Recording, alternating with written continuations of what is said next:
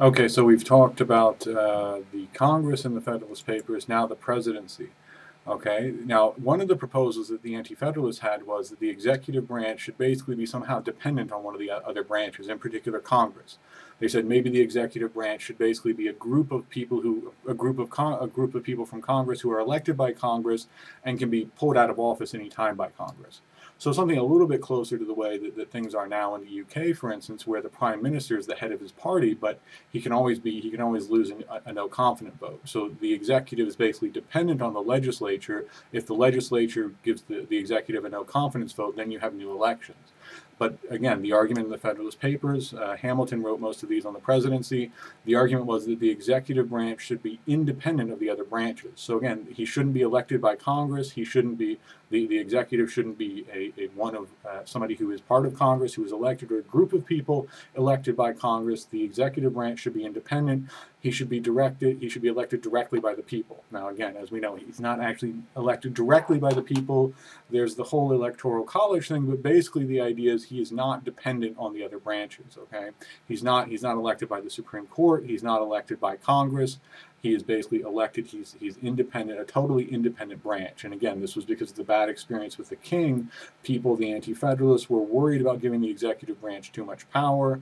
Under the Articles of Confederation, there was no executive branch. That didn't work very well. So there was still a lot of concern about the executive branch abusing the power that it would have. So there were various concerns about, well, make it so that it's not that strong, so that it's not that independent. Hamilton, Publius argues no, the president should be independent. The president should basically be dependent only on the people for election and then for re-election. And remember, initially there were no term limits on the presidency. The president could be elected according to the Constitution as many times as the people wanted to keep electing a particular president. Okay, what there is, so the president is independent. He is elected by the people, not by the other branches. He doesn't rely on the other branches for being in office, but of course there is impeachment.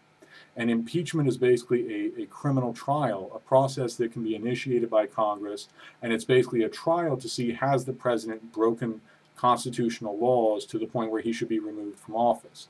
And of course, it's only happened twice in history, and it almost happened with Richard Nixon, who probably would have been convicted. Instead, he resigned and then was pardoned by Gerald Ford.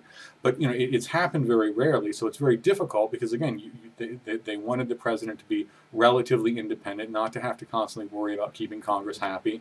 But you do have this mechanism, the argument was, Hamilton, Publius saying, look, you don't need to be too afraid of the executive or the president because there is this process of impeachment. If he ever does start to obviously act in an unconstitutional way, start to overreach, start to try to get too much power, he can be impeached by Congress, okay? So it's not as if there's no check on the president. Obviously there is, and it's impeachment by Congress. And of course, the Supreme Court can strike down presidential orders, executive orders, things like that as unconstitutional. Actions of the president can be declared unconstitutional by the Supreme Court. We'll talk about them in a minute. So there's impeachment. Another concern that people had was that the president will have a veto. And a veto is basically Congress, of course, a bill is submitted in Congress. It has to be approved by both houses. Then it goes to the president to be signed into law, and the president can refuse to sign it into law. He can send it back to Congress with reasons for not having signed it into law. If he signs it into law, obviously it becomes a law. If he doesn't, if he vetoes it, then it goes back to Congress, and they can either change it to make it more the way that the president wants so that he'll sign it into law, or they can override his veto. Now, it takes a very large majority to override the veto. But the key point that the Federalist Papers make is, yes, the president has a veto or a negative. He has the ability to refuse to sign into law bills that are passed by Congress. However, and yes, the King of England also has one of those. So there is that similarity, and it's understandable that that might be scary for some people. However, unlike the King of England's veto, which was absolute, the king had an absolute negative. He could simply refuse to enact certain laws that Parliament passed. The president has a qualified negative. His veto can be overridden by Congress. Now, it's happened very rarely. It takes a very large majority. I forget, it's either 2/3 or 3/4. So it takes a very large majority. It's very hard to override a veto, just like it's not as hard as it is to impeach the president, but it is difficult. But again, it can be done. So Hamilton was arguing, look, don't worry too much about the president. Yes, he has a veto, like the King of England. but it's a qualified veto. It can be overridden by Congress. So he doesn't have some sort of absolute power over what bills will become law and which bills won't. His veto can always be overridden. So it's not absolute, it's not final. Okay, he also said, yes, he's the commander-in-chief, but all that means is he controls the military during war. The president cannot declare war according to the Constitution. Congress has the war-making power. Congress can declare war, and Hamilton or Publius says he can't raise or regulate the military. Congress has control over all of that. So Hamilton was arguing, look, yes, he has these powers. He is commander-in-chief, but that is a very limited power, and we'll see later when we talk about the presidency how that was expanded in the 20th century by certain presidents. Okay? Hamilton goes on again, says, yes, the president has a lot of power. Yes, he's the executive, but several of these most important powers are actually split or divided with the Senate. So the power of making treaties, yes, the president signs treaties. Yes, the president is the major representative of the United States to foreign countries, but the president signs a treaty and it has to be ratified by the Senate. So the president cannot just go off and make whatever treaties he wants to with foreign countries. They have to be ratified by the Senate. So it's not like the president has some sort of enormous amount of power or can just give the United States over to other countries. All of these treaties have to be ratified by the Senate. Again, this is in the Constitution. Appointments to federal office, including to the Supreme Court, these things have to be ratified by the Senate. Okay, and the final thing is, again, one of the arguments that the Anti-Federalists had was that the executive should be divided.